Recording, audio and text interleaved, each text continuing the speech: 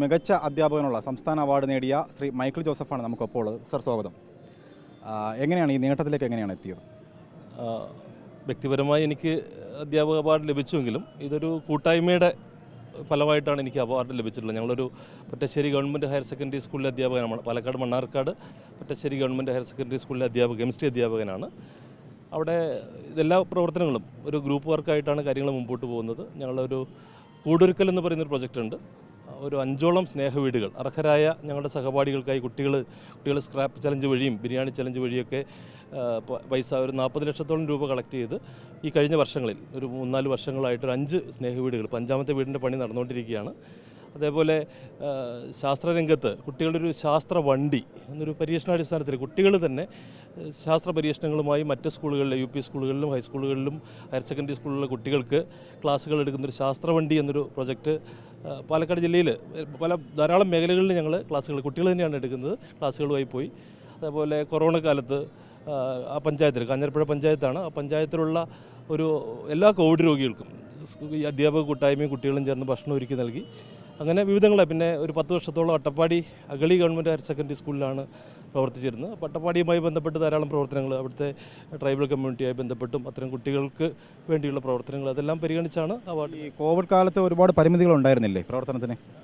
പരിമിതികൾ, പുറത്തിറങ്ങാൻ പറ്റാത്ത സാഹചര്യത്തിലാണെങ്കിൽ പോലും, പക്ഷേ ഇങ്ങനൊരു ഉദ്യമം ആയതുകൊണ്ട് തന്നെ പഞ്ചായത്ത് അധികാരികളും അതേപോലെ തദ്ദേശവാസികളായ ആളുകളൊക്കെ ചേർന്നാണ് ഞങ്ങൾക്കൊരു സ്പെഷ്യൽ പെർമിഷൻ തന്നെ തന്നിരുന്നു ഇങ്ങനെ ഭക്ഷണം തയ്യാറാക്കുന്നതിന് വേണ്ടി. അപ്പോൾ സ്കൂളിൻ്റെ അടുക്കളയിൽ കുട്ടികൾ ധാരാളം പച്ചക്കറി ഞങ്ങൾ തന്നെ നടത്തുന്നുണ്ട്. ഈ വർഷത്തെ പാലക്കാട് ജില്ലാ അവാർഡ്, കൃഷി വകുപ്പിൻ്റെ ജില്ലാ അവാർഡ് ഞങ്ങളുടെ സ്കൂളിലാണ്. മികച്ച കുട്ടി കർഷകനുള്ള അവാർഡ് ഞങ്ങളുടെ ഒരു കുട്ടിക്കാണ്, അലൻ എന്ന് പറയുന്ന കുട്ടിക്കാണ് കിട്ടിയിട്ടുള്ളത്. അപ്പോൾ കുട്ടികൾ തന്നെ നട്ടു വളർത്തിയ പച്ചക്കറികൾ ഉപയോഗിച്ചാണ് കൂടുതലും ഞങ്ങൾ ഈ ഭക്ഷണം തയ്യാറാക്കി. ഇപ്പോഴും മണ്ണാർക്കാട് ഗവൺമെൻറ് ഹോസ്പിറ്റലുകളിൽ ഞങ്ങൾ കഴിഞ്ഞ ആഴ്ച കൂടി ഇതേപോലെ ഭക്ഷണപ്പൊതികൾ, കുട്ടികളുടെ പച്ചക്കറികൾ ഉപയോഗിച്ച് ഭക്ഷണപ്പൊതികൾ വിതരണം ചെയ്തു. കുട്ടികളുടെ പ്രിയപ്പെട്ട ഒരു കെമിസ്ട്രി അധ്യാപകനായിരിക്കുന്നത് കരുതുന്നു. അപ്പോൾ എങ്ങനെയാണ് ഈ ശരിക്കും അധ്യാപന ജീവിതത്തിലേക്ക് വരുന്നത്? അധ്യാപന ജീവിതം ഞാൻ ചെറുപ്പം മുതലേ അധ്യാപകനാണെന്ന് ആഗ്രഹിച്ചതാണ്. പക്ഷേ പിന്നീട് വിവിധ ഇപ്പോൾ ഞാൻ MTech ക്വാളിഫൈ ചെയ്ത ഒരാളാണ്. ആ ഫീൽഡിൽ കുറച്ചു കാലം റിസർച്ചുമായി ബന്ധപ്പെട്ട് പോയിരുന്നു. പക്ഷേ എൻ്റെ യഥാർത്ഥ ലാവണം ഇതാണെന്ന് എനിക്ക് തിരിച്ചറിവിൽ നിന്ന് തന്നെയാണ് വീണ്ടും ഞാൻ ഇതിലേക്ക് തന്നെ തിരിച്ചു വന്നത്. പുതിയ തലമുറ കൃഷിയിൽ നിന്നൊക്കെ അകലുന്നു എന്നുള്ള ഒരു കാഴ്ചപ്പാടൊക്കെ ഉണ്ട്, അങ്ങനെ കരുതുന്നുണ്ടോ? തീർച്ചയായും കുട്ടികളിപ്പോൾ പുതിയ വരുന്ന തലമുറയിൽ കൃഷിയോട് മാനസികമായി ഉൾക്കൊള്ളാൻ കഴിയുന്ന കുട്ടികൾ വളരെ അപൂർവമാണ്. കാരണം അതിന് പല കാരണങ്ങളുണ്ടാകും. കൃഷിയുടെ ലാഭമല്ലാത്ത സാഹചര്യങ്ങൾ, അത്തരം പ്രശ്നങ്ങൾ കാർഷിക കുടുംബങ്ങളെ നന്നായിട്ട് ബാധിക്കുന്നുണ്ട്. പിന്നെ അതൊരു അത്ര അട്രാക്റ്റീവ് അല്ല എന്നൊരു കാഴ്ചപ്പാട് കുട്ടികളുടെ പുതിയ സമൂഹത്തിൽ വളർന്നു വരുന്ന തലമുറയിൽ ഉണ്ടെന്നുള്ള സത്യമാണ്. പുരസ്കാര തുക ഇപ്പോൾ മുഖ്യമന്ത്രിയുടെ ദുരിതാശ്വാസ നിധിയിലേക്കാണ് കൈമാറിയിരിക്കുന്നത്. എങ്ങനെയാണിത്, ഇത്തരത്തിലൊരു പ്രവർത്തനമൊക്കെ എങ്ങനെയാണ് എത്തിയത്? ഇപ്പോൾ തീർച്ചയായും ഞങ്ങൾ വയനാട് ദുരന്തം ഉണ്ടായപ്പോൾ തന്നെ ആ ആഴ്ചയിൽ തന്നെ സജീവമായി ഇടപെട്ട് ഒരു 30,000-ഓളം രൂപ കുട്ടികളും എല്ലാവരും കൂടി ചേർന്ന് കളക്ട് ചെയ്ത് ഈ ക്യാമ്പിലെ CMRDF നമ്മൾ കൊടുത്തിരുന്നു. അതേപോലെ അവിടെ പാലക്കാട് ജില്ലയിൽ ഇതുപോലെ കുറച്ച് ക്യാമ്പുകളുണ്ടായിരുന്നു. അവിടെ ആ ആഴ്ചയിൽ തന്നെ 2-3 ദിവസത്തിനുള്ളിൽ തന്നെ ഞങ്ങൾ എത്തിച്ചു കൊടുത്തു. അതിനുശേഷം വയനാടിൻ്റെ അവസ്ഥ ഞങ്ങളിങ്ങനെ കാണുമ്പോൾ കുട്ടികളും ചേർന്ന്, കുട്ടികളാണ് അഭിപ്രായപ്പെട്ട് എന്തെങ്കിലും നമുക്ക് ഒന്നുകൂടി ചെയ്യണമെന്ന് പറഞ്ഞ് കുട്ടികളും രക്ഷകർത്താക്കളൊക്കെ ചേർന്ന് വീണ്ടും ഒരു 50,000 രൂപ കളക്ട് ചെയ്തു. അപ്പോൾ അതുകൂടി കൊടുക്കുക എന്നുള്ള ഉദ്ദേശത്തിലാണ് ഞങ്ങൾ ഇത്രയും ഗ്രൂപ്പ്, ഞങ്ങളുടെ സ്കൂളിലെ അധ്യാപകരാണ് എല്ലാവരും കൂടെ ചേർന്ന് ഇങ്ങോട്ട് പുറപ്പെട്ടത്. അപ്പോൾ ആ കൂട്ടത്തിൽ എനിക്ക് കിട്ടിയ അവാർഡിൻ്റെ തുകയും ചേർക്കുന്ന എനിക്ക് വളരെ സന്തോഷത്തോടു കൊടുത്തു. ഇങ്ങനെ ഒരു ദിവസം തിരഞ്ഞെടുത്തതിന് പിന്നിൽ എന്തെങ്കിലും ഉണ്ടോ? ഇന്ന് പ്രത്യേകിച്ച് തിരഞ്ഞെടുക്കുക അധ്യാപകന് ഇന്നാണ് കോഴഞ്ചേരിയിൽ വെച്ച് അവാർഡ് വിതരണം ഉണ്ടായത്. സ്വാഭാവികമായിട്ട് ആ യാത്ര ഇങ്ങോട്ട് നീട്ടിയെന്നുള്ളത്. സഹപ്രവർത്തകരാണല്ലോ, എങ്ങനെ കാണുന്നു സാറിൻ്റെ നേട്ടത്തെ? സാറിൻ്റെ നേട്ടത്തെ നമുക്ക് വിലയിരുത്താൻ തന്നെ പറ്റില്ല എന്നുള്ളതാണ്. കാരണം ഇത്രയും നല്ലൊരു സംസ്ഥാനത്ത് തന്നെ നല്ലൊരു അധ്യാപകനായിട്ട് കിട്ടുക എന്നുള്ളത് ചില്ലറ കാര്യമൊന്നുമല്ല. ആ പ്രവർത്തനങ്ങളുടെ ഒരു മികവ് കണക്കിലെടുത്തിട്ടാണല്ലോ സ്വാഭാവികമായിട്ടും കിട്ടുക. അപ്പോൾ ഞങ്ങളെ സംബന്ധിച്ചിടത്തോളം, ഞങ്ങളുടെ സ്കൂളിനെ സംബന്ധിച്ചും കുട്ടികളെ സംബന്ധിച്ചും നാട്ടുകാരെ സംബന്ധിച്ചിടത്തോളം ഒക്കെ വളരെയധികം സന്തോഷമായിരുന്നു ഈ അവാർഡ് അറിഞ്ഞപ്പോൾ ഉണ്ടായത്. സാറിന് ഏതായാലും ഡിസർവ് ചെയ്തിട്ടുണ്ട്. ഈ അവാർഡിന് ഏറ്റവും യോജിച്ചൊരു വ്യക്തി തന്നെയാണ് തിരഞ്ഞെടുക്കപ്പെട്ടുള്ളതെന്നുള്ളത് ഞങ്ങൾക്ക് വളരെ സന്തോഷമുണ്ട്. തിരുവനന്തപുരത്തുകാരെ സംബന്ധിച്ച് പാലക്കാട് എന്ന് പറയുമ്പോൾ നമ്മൾ ഈ കാണുന്ന ഇപ്പോഴത്തെ ഒരു വ്ളോഗേഴ്സിൻ്റെ കാഴ്ചകളിലൂടെയാണ് പാലക്കാടിൽ എല്ലാവരും വരുന്നത്. പ്രത്യേകിച്ചും ഒരു നാട്ടുതനിമ ഇപ്പോഴും കാത്തു സൂക്ഷിക്കുന്ന ഒരു നാട് കൂടിയാണ്. അപ്പോൾ അത്തരത്തിൽ കുട്ടികളുടെ ഒരു മാതൃക അധ്യാപകൻ കൂടിയായി മാറിയിരിക്കുകയാണ് കാർഷിക വൃത്തിയിൽ.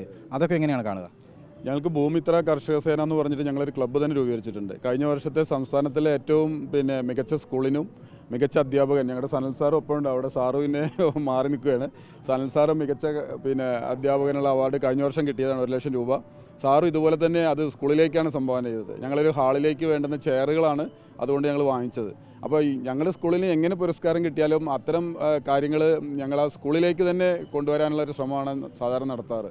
പക്ഷേ ഇന്നിപ്പോൾ സാറിൻ്റെ പ്രത്യേക ഒരു മനോഭാവം ഇത് CMDRലേക്ക് കൊടുക്കണം, ഈ പൈസ എന്തായാലും ഇങ്ങനെ ഒരു അവാർഡ് കിട്ടിയത് കൊടുക്കണമെന്ന് സാറ് പറഞ്ഞതുകൊണ്ടാണ് ഞങ്ങൾ അവിടുന്ന് നേരിട്ട് പിന്നെ പാലക്കാട്ടേക്ക് പോവാതെ ഞങ്ങൾ സാർ CMൻ്റെ ഓഫീസിൽ പോയി കുറേ നേരം. അപ്പോൾ ഇവിടെ ഇങ്ങനെ ഒരു പരിപാടി നടക്കുന്നുണ്ടെന്ന് പറഞ്ഞപ്പോൾ ഇവിടെ വെച്ച് കൊടുക്കാമെന്ന് പറഞ്ഞതുകൊണ്ടാണ് ഞങ്ങളിവിടെ എത്തിച്ചേർന്നത്. പുതിയ തലമുറ എങ്ങനെയാണ് സാർ നോക്കിക്കാണുന്നത്? പ്രത്യേകിച്ചും ഈ സാമൂഹ്യ മാധ്യമങ്ങൾ വർദ്ധിക്കുന്ന അത് ഉപയോഗിക്കുന്ന ഒരു തലമുറയാണല്ലോ ഇപ്പോൾ. അപ്പോൾ അതിൻ്റെ ഒരു ആ ഉപയോഗത്തെ എങ്ങനെ നോക്കിക്കാണുന്നു? പുതിയ തലമുറയിൽ ധാരാളം പോസിറ്റീവായ ഗുണങ്ങളുണ്ട്. ഈ സോഷ്യൽ മീഡിയ ദുരുപയോഗം ചെയ്യുന്നുണ്ടെന്നുള്ളത് സത്യമാണെങ്കിൽ പോലും ഇതിൽ നിന്ന് കുട്ടികൾക്ക് കിട്ടുന്ന അറിവുകൾ വളരെ നമുക്ക് നമ്മുടെ കാലഘട്ടത്തിൽ നിന്ന് വ്യത്യസ്തമായിട്ട് ധാരാളം അറിവുകൾ കുട്ടികൾക്ക് കിട്ടുന്നുണ്ട്. അതിനെ പോസിറ്റീവായ ട്രാക്കിലേക്കും തിരിച്ചു കൊണ്ടുവരിക എന്നുള്ളതാണ് നമുക്ക് ചെയ്യാവുന്ന ഏറ്റവും നല്ല സംഗതി. ഇപ്പോൾ ഈ പറയുന്ന പ്രവർത്തനങ്ങളൊക്കെ തന്നെ ഇപ്പോൾ ഈ മൊബൈൽ അഡിക്ഷൻ പോലുള്ള സംഗതികളിൽ നിന്ന് കുട്ടികളെ മാറ്റാനാണ് ഇത്തരം വീട് പണികൾ, കുട്ടികൾ തന്നെയാണ് ഇത്തരം ജോലികൾ ചെയ്യുന്നത്. ഇപ്പോൾ കൃഷിപ്പണി വൈകുന്നേരം 6 മണി വരെ നിന്ന് കുട്ടികൾ ഇത് ചെയ്യുമ്പോൾ സ്വാഭാവികമായിട്ട് അവരുടെ കാഴ്ചപ്പാടുകൾ വ്യത്യാസം വരുന്നുണ്ട്. ഇത് ഞങ്ങൾ അനുഭവത്തിൽ നിന്ന് കണ്ടിട്ടുള്ള സംഗതികളാണ്.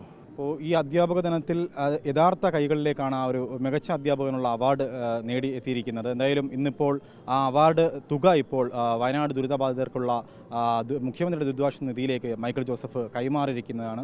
ആ കാഴ്ചയാണ് ഇന്നിപ്പോൾ നമ്മൾ കുറച്ച് മുന്നേ കണ്ടത്. എന്തായാലും വലിയൊരു നേട്ടത്തിന് അർഹമായിരിക്കുന്നു.